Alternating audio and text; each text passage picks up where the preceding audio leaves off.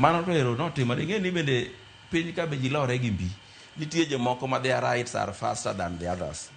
Koro mano e gima nitiere.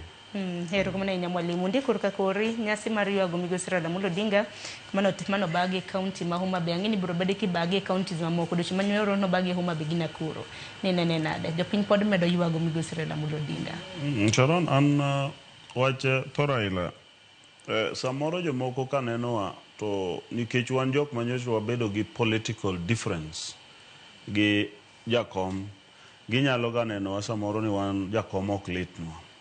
But gima samoro nyaka ging'e ni jakom samoro litna malo kata gin giwegi. Samoro gin giywago kombe ma gidhi lus nikech Raila otho. Samoro gin giywago chumbu manyogigo kuonde mopogore gi nying Raila.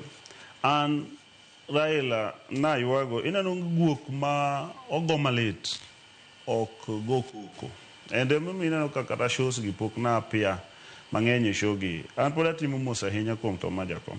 And mostly gima jowa nyaka ng'e and en ni jakom en Raila en enigma oduong' kaka ywage onge formula and kata government ni neno kochando and japuonjo wede should also be honest. Na neno ka ok wach weche penj kende manowuoyi, na neno ka ok owuoyo yo moro manomoro ji and ebe na leader nyaka ebo bed careful gik mondiko nikech Raila Odinga in bi ywagi makata obro bedo devolve jagate wards nikech kata andala wa ingeni an pod apango gi jodala an pok aywago Raila pok adhi e liel koka bro dhi e liend Raila gi jo karachuonyo gi jo mabei bende mohera mong'eyo kaka Raila nokonyo nikech an ka ok Raila to ok dabet MCA because an owadwa otho. Then by election obiro, although nadhi nomination ma yudo ticket, but na yudo ticket mar ODM. Awuoyo this stage mora nikech an honorable member. Title ma ayudo because of Raila Odinga, joma go koko mang'eny onge go. Emomiyo an samoro gara kwa pogore ke siasa. Nacha pogora gi political standing mar Raila, ok na pogora gi man Raila Odinga.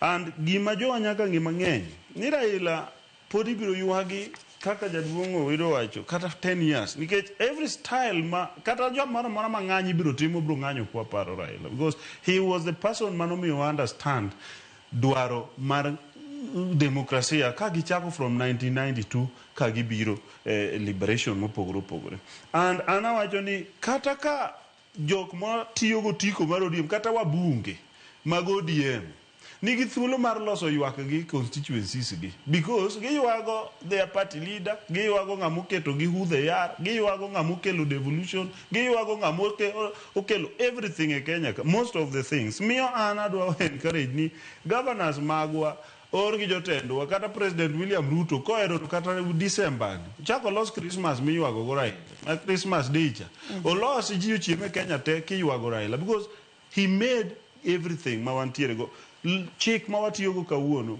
asika somo katiba asomo lwet Raila because those are his effects kata samono wacho ni jite notiyo collectively but en manoting'o rem to gi pek matot gi malit ni kosekelo katiba ni okoyudo thuolo mar implementing it. Nitie gik moko ma samoro kata ka ji wuoyo na neno ng'ato koywak malit kowuoro chir mar fundi ni fundi keta simiti mong'e ni Raila modino gi simiti piny kadi kendo moket simiti motieki. It was very painful and to do fundi be nyaka ne ti nikech jakombe nyaka ne iki ne ok wanyawe open nyaka ne iki. So an gima dwa kwajo kanyanam ni walalo jatendwa walalo ng'ama ichwo geno politics aside.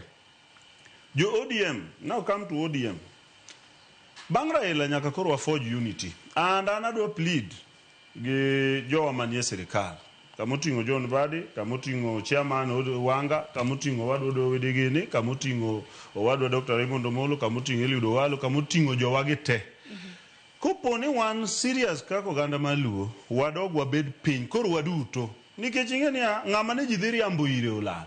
ing'eni ji ne kuotho ka Raila kama impossible.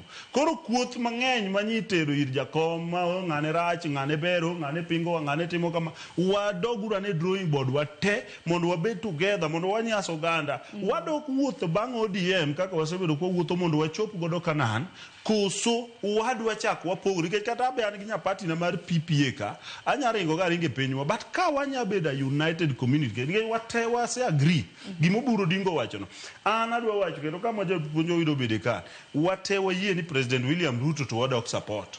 An adhi support by any standards nikech en kende President mosenyiso nodwaro tiyo gi oganda wa maro nagi. Omiyo gik mane pok wabedogo, omiyo gik ma oloso history in this period. Gumalit ni history bi loso Raila Benindo mane higani, kama wan gi minister ma finance mokwongo, kama wan gi attorney general mokwongo, kama ne wabede gi KDF mokwongo, kama wabede gi gik mokwongo mang'eny, to gi PS mar interior mane wasebudho kapok wayudo. Omiyo oganda luo wan gi ratiro mar chung kwa wacho ni wadwa defend President William Ruto. To kwa biro defende ka wagore wan wawegi. Emomiyo nyaka wari position ourselves. Nyaka wang'idhe will mar Raila. Raila nyocha wasomo will ne mar 72 hours. Koro nyaka wadoge will ne cha wang'ini to nyocha bang' 72 hours wase observe. To will ne mamoko gin mage. Kiko bed will ma ji dang' ni ga dang'a. Broad based nyaka wang'i kaka wari organize ourselves nikech president osenyiso ni wakonyo oganda wa kendo king'iyo kalam madongo dongo momiyo kalembe madongo mako sign to ndari gero mako timango like sani Mbadi no sign deri madongo malich nyaka wang'i ni to ere kaka wadhi go gi jek